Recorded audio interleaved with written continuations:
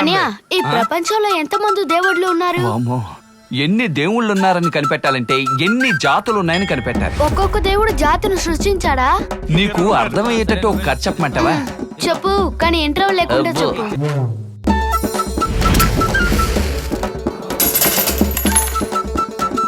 చూడు మామా, ఇంట్లో ఒకటి ఎలకే ఉంది, తగిలించిన క్యాలెండర్ లో కూడా ఆయన లేరు.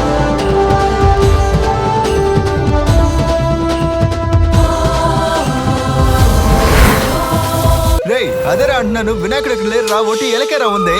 ఇప్పుడు వినాయకుడే కనిపించకుండా పోయాడు, తర్వాత అన్నీ కనిపించకుండా పోతాయి.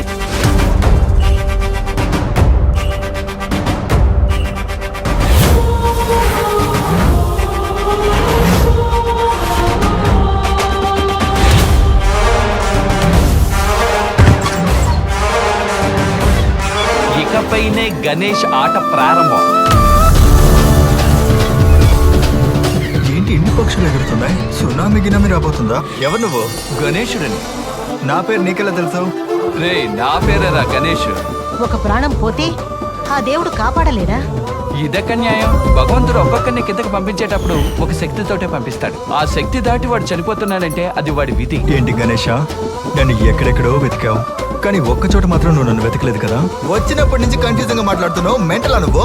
రే, నేనేరా వినాయకుడిని. నా మొహం చూస్తే తెలియగల.